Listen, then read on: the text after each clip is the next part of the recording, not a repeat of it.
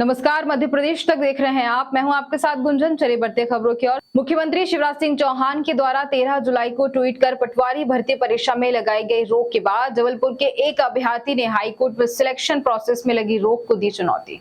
याचिकाकर्ता के वकील ने कोर्ट में दी दलील, कहा संदेह के आधार पर रोक लगाने का प्रदेश के मुख्यमंत्री को नहीं दिया अधिकार। हाईकोर्ट ने सुनवाई करते हुए प्रदेश सरकार और MP applies selection board Bhopal को जारी किया नोटिस।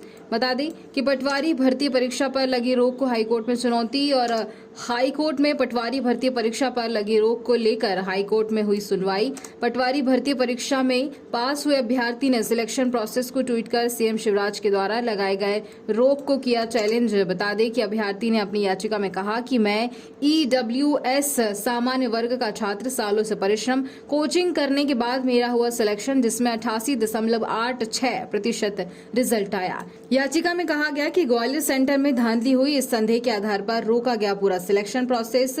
वहीं याचिकाकर्ता के वकील आदित्य संघी ने कोर्ट में दी दलील, मुख्यमंत्री को पटवारी भर्ती परीक्षा का सिलेक्शन प्रोसेस रोकने का नहीं है कोई भी संवैधानिक अधिकार। सिलेक्शन प्रोसेस रोकने का एमपी अप्लाइज सिलेक्शन बोर्ड को है अधिकार। बच्चों को कैरियर पर बता दें कि पॉलिटिकल में वोट बैंक की राजनीति कर रही है पार्टियां, ये बात कही है एडवोकेट आदित्य ने।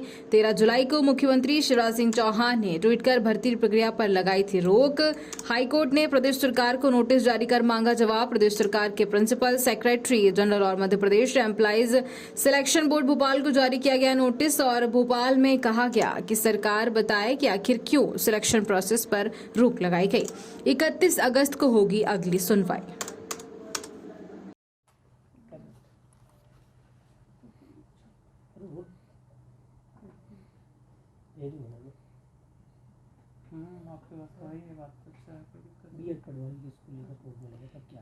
देखिए, ये जो पटवारी एग्जामिनेशन को जो कि चीफ मिनिस्टर ने 13 जुलाई को एक ट्वीट करके उसका पूरा सिलेक्शन प्रोसेस को स्टे कर दिया, इसको इस छात्र ने इस याचिका में चैलेंज किया है, ये कहते हुए कि मैं एक ईडब्ल्यूएस कैटेगरी जनरल कैटेगरी का छात्र था।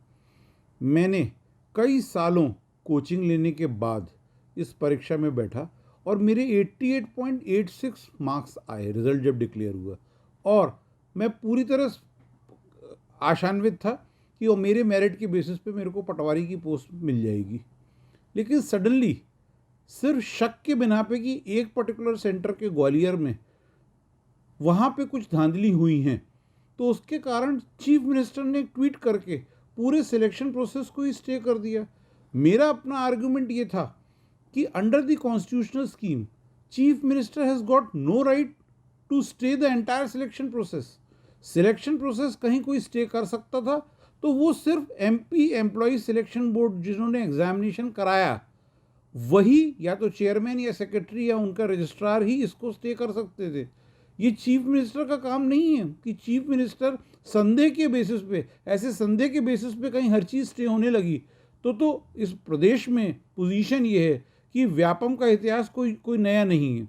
व्यापम के हर एग्जामिनेशन में संदेह के घेरे में, तो वैसे ही लाखों स्टूडेंट्स पहले ओबीसी के कारण, उसके कई कारणों के कारण पिछले 5 सालों से यहाँ कोई एम्प्लॉयमेंट जनरेट नहीं हो रहा। बड़ी मुश्किल से एक एग्जामिनेशन का रिजल्ट आया और इस लड़के को ये आशा हुई कि मैं अपने मेरिट के बेसिस पे पटवारी बनूंगा, तो चीफ मिनिस्टर बीच में कूद कर, हमने अपनी याचिका में भी, मैंने अपने आर्गुमेंट में भी बार बार ये बोला है कि दिस इज़ नथिंग बट बच्चों के कैरियर पे पॉलिटिकल वोट बैंक की राजनीति है।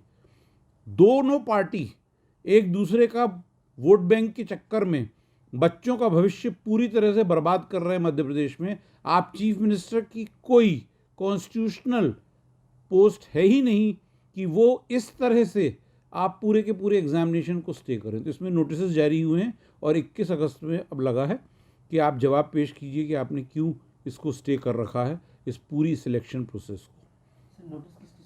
नोटिस जो है वो state of Madhya Pradesh to principal secretary general administration department Bhopal, और नंबर 2 जो अब व्यापम से अब जो नया नामकरण हुआ है Madhya Pradesh employ selection board चिनार पार्क भोपाल। सर, इसमें एक चीज़ और है, क्या है उसमें ये कहा गया है कि शिवराज जी ने पॉलिटिकल फायदे के लिए इस तरह की चीज़ें की? हाँ, मैंने अपनी पिटीशन में बार बार ये लिखा है कि this is nothing but a political gimmick, कि आप अपने इलेक्शन ईयर के कारण, आप अपने फ़ायदे के कारण पूरा सिलेक्शन प्रोसेस को आपने स्टे डिक्लेयर कर दिया, जबकि आपको सिर्फ शक था तो आप उस पर्टिकुलर के सेंटर के बच्चों का अभी सिलेक्शन नहीं करते. But how can you stay the entire process of selection of patwaris on the basis of just संदेह? देश दुनिया की तमाम तरोताजा खबरों के अपडेट्स के लिए बने रहिए हमारे साथ मध्य प्रदेश तक पर। नमस्कार।